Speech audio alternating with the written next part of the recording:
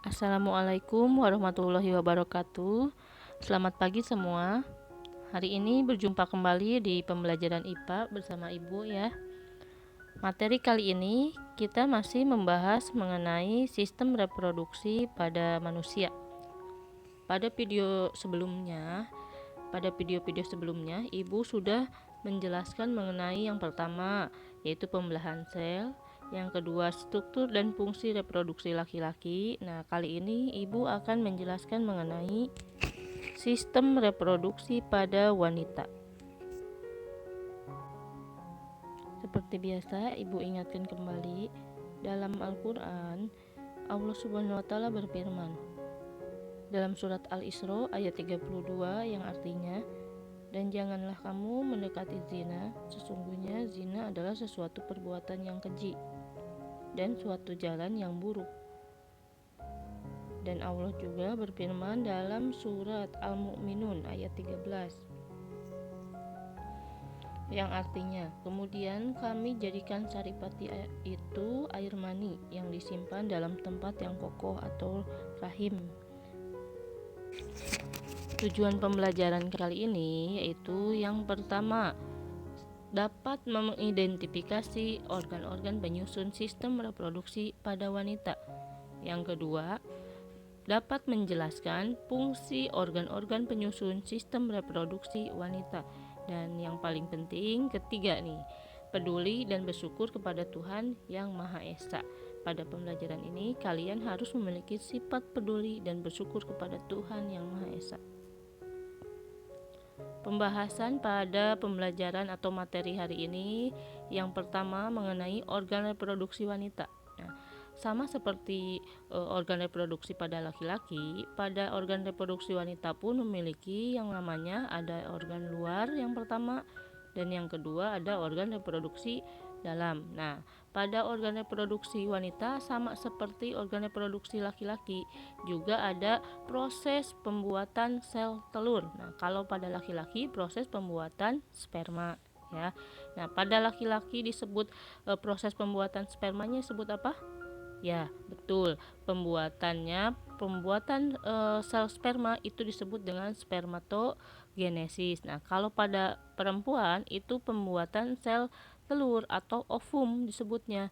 Nah, prosesnya disebut apa? Nah, ini prosesnya adalah oogenesis ya. Nah, proses pembentukan dan pematangan sel telur atau yang disebut juga dengan ovum.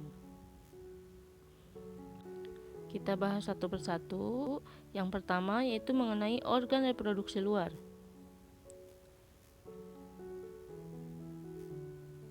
Ada yang namanya vulva. Nah, vulva itu apa?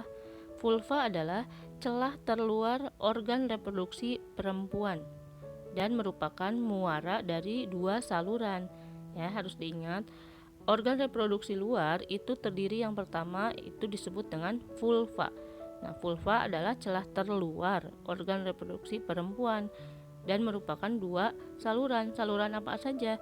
Muara saluran urin dan muara saluran reproduksi. Nah, kalau urin dari ginjal ya. Nah, kalau saluran reproduksi berarti dari mana?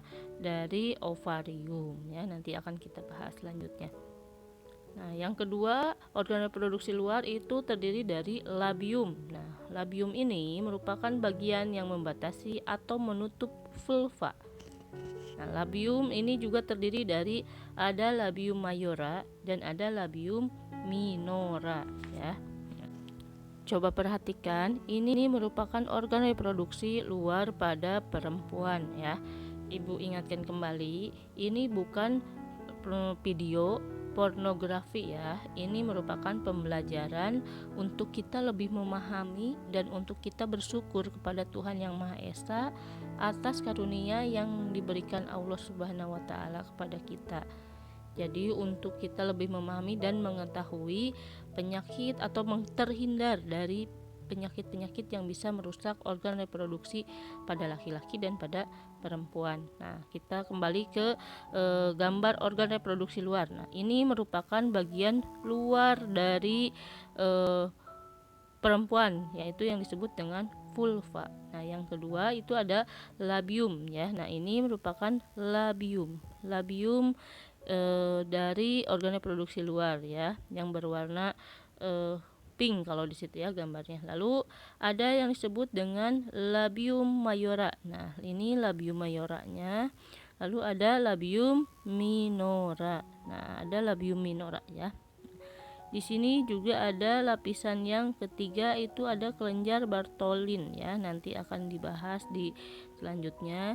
Dan ini adalah klitoris. Nah, klitoris itu merupakan tonjolan kecil yang sangat peka terhadap rangsang ya. Nah, lalu selanjutnya organ reproduksi dalam pada wanita. Nah, coba perhatikan, ini merupakan organ reproduksi dalam pada wanita. Ini nama dari bagian-bagian organ tersebut ya. Yang pertama ini ada yang disebut dengan ovarium ya. Nah, ini bulatan di antara kanan dan kirinya perempuan ya. Ini ada bulatan seperti ini disebut dengan ovarium. Lalu ada yang disebut dengan infundibulum. Nah, ini ada infundibulum. Lalu ada tuba fallopi. Nah, ini tuba fallopi, ini tuba fallopi ya. Nah, lalu ada yang disebut dengan uterus atau disebut juga dengan rahim. Nah, ini berarti uterus ya, atau disebut juga dengan rahim. Nah, ada endometrium ya, endometrium di sini. Nah, ini endometrium di dalam rahim juga. Lalu di sini ada cervix. Nah, ini cervix. Lalu ada disebut juga dengan vagina. Nah, kita akan bahas fungsi dari bagian-bagian organ reproduksi dalam tersebut. Sebelum Ibu jelaskan lebih lanjut fungsi dari struktur organ reproduksi dalam wanita, Ibu akan memberitahu fungsi utama dari organ reproduksi, yaitu yang pertama, menghasilkan dan menyalurkan ovum atau yang disebut juga dengan sel telur ya.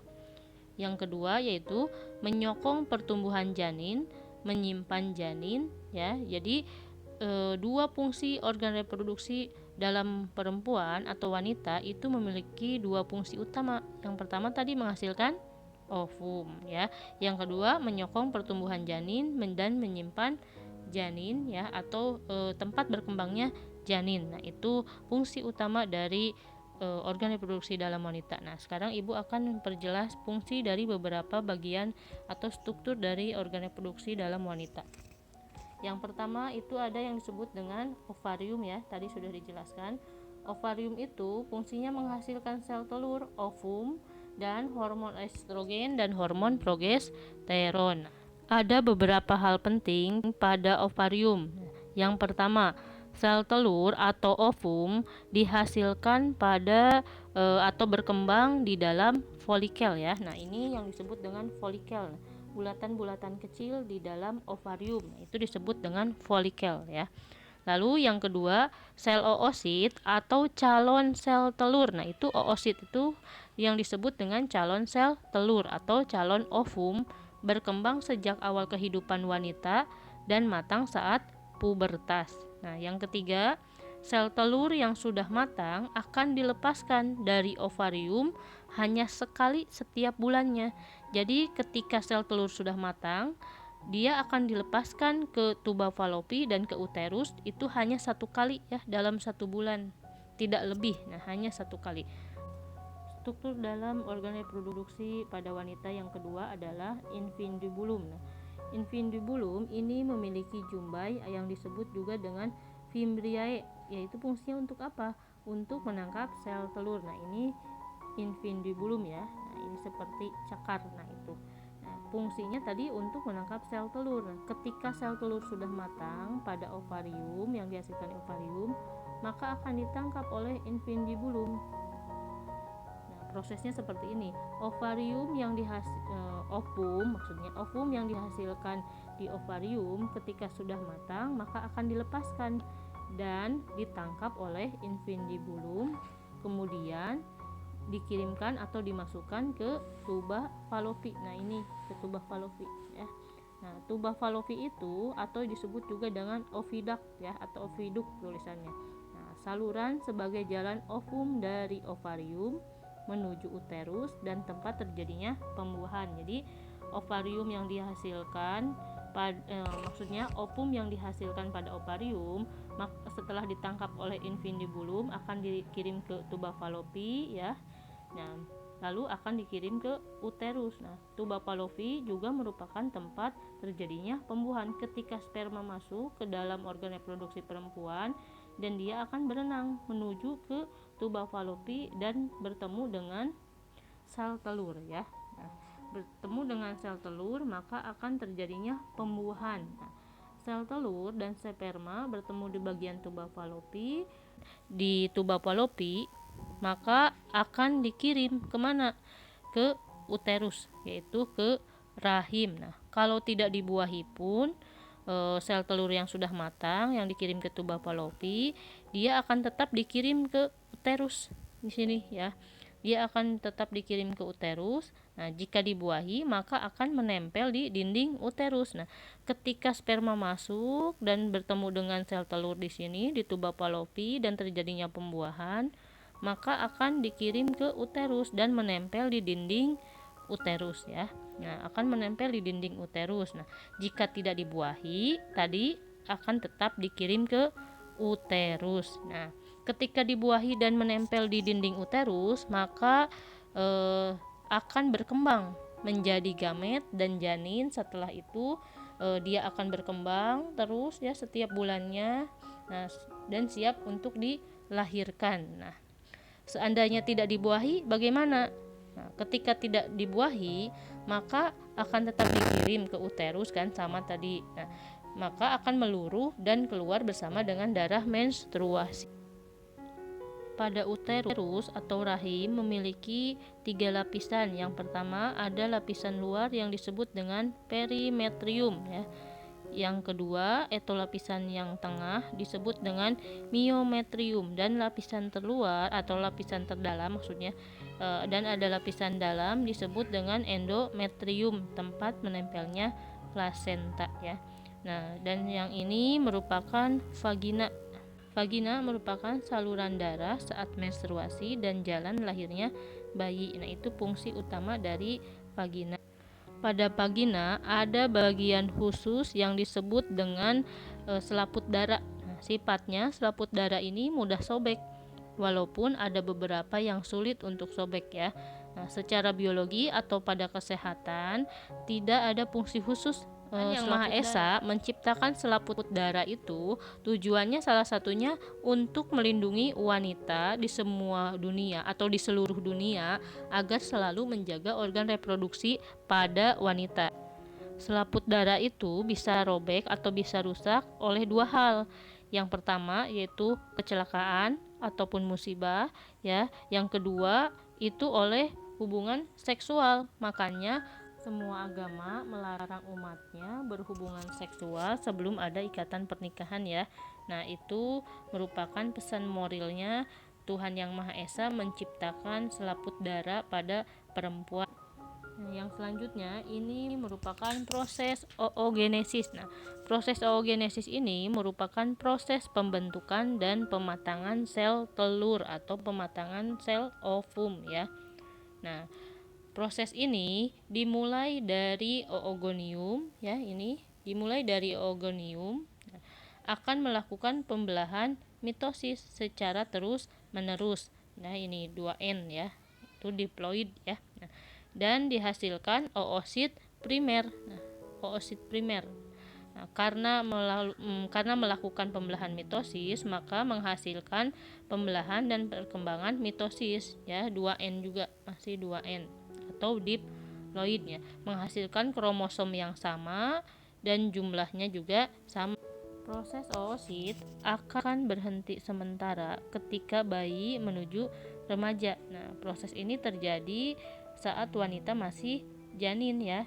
Jadi ketika dari bayi sampai remaja prosesnya terhenti sementara. Nah, jumlah dari oosit ini jumlahnya jutaan. Nah, ketika bayi sudah menjadi remaja, maka prosesnya akan berlanjut kembali. Oosit primer akan mengalami pembelahan secara meiosis, yaitu menghasilkan meiosis 1 ya, dan menghasilkan oosit sekunder. Nah, ini oosit sekunder dan badan bipolar primer ya. Bentuknya berbeda ya. Kalau meiosis 1 itu yang dihasilkan oosit sekunder dan yang satunya ada badan bipolar primer. Nah, setelah itu hasil oosit sekunder akan mengalami proses meiosis, pembelahan meiosis kedua dan menghasilkan ootid dan badan bipolar sekunder ya. Nah, ini badan bipolar primer pun akan membelah menjadi badan bipolar sekunder. Jadi badan bipolar sekunder akan jumlahnya berubah menjadi 3 ya. Jadi jumlah totalnya 3 dan dia akan berubah menjadi polosit atau badan polar. Nah, dia akan meluruh secara sendirinya ya. Nah, yang tadi ini hasil dari meiosis 2 berupa ootid, dia akan berubah menjadi sel telur atau disebut dengan ovum. Nah, ini proses pembentukan ovum dari oogonium, lalu dia mengalami pembelahan mitosis, diploid, berubah menjadi oosit primer, kemudian oosit primer berhenti sementara dari bayi ke dewasa atau remaja ya. Nah, saat remaja dia akan membelah kembali secara meiosis 1 yaitu menghasilkan oosit sekunder dan badan bipolar primer. Nah, kemudian dia membelah kembali secara meiosis 2 akan menghasilkan ootid dan badan polar sekunder. Nah, kemudian badan polarnya berubah menjadi polosit atau dia akan meluruh sendiri dengan akan hancur sendiri. Nah, tetapi ootid akan berubah menjadi sel telur atau ovum. Nah, itu proses oogenesis. Nah, pada oogonium sampai oosit primer yang ini itu terjadi saat masih bayi dalam kandungan. Jadi saat perempuan masih dalam kandungan. Nah, ketika sudah dewasa atau sudah pubertas ya, sudah remaja maksudnya. Nah, maka akan dimulai kembali pembelahan meiosis 1 dan meiosis 2 sehingga terjadi ovum. Nah, ini pada masa pubertas hingga menopause ya. Nah, itu. Kesimpulannya, proses oogenesis yang pertama adalah proses pembentukan dan pematangan sel telur. Itu terjadinya proses oogenesis dan pada proses oogenesis itu terjadi pada ovarium. Nah, untuk tiap oosit primer dihasilkan 1 ovum dan 3 badan polar ya. Nah, ini yang tadi sudah disebutkan ya. Pada ini, nah ini 1 ootid dan 3 badan polar ya. Nah, itu maksudnya. Nah, lalu kesimpulan yang ketiga itu prosesnya dimulai saat wanita masih dalam kandungan janin dan berhenti sementara setelah lahir dan dilanjutkan kembali setelah remaja ya. Nah, yang selanjutnya terakhir kesimpulan dari oogenesis itu saat ovum habis maka wanita memasuki masa menopause ya, tidak mengalami menstruasi kembali. Nah, itu proses dari oogenesis. Nah, terima kasih sudah mengikuti pembelajaran Ibu hari ini. Semoga kalian paham dan semoga bermanfaat. Wabillahi taufiq wal hidayah. Wassalamualaikum warahmatullahi wabarakatuh.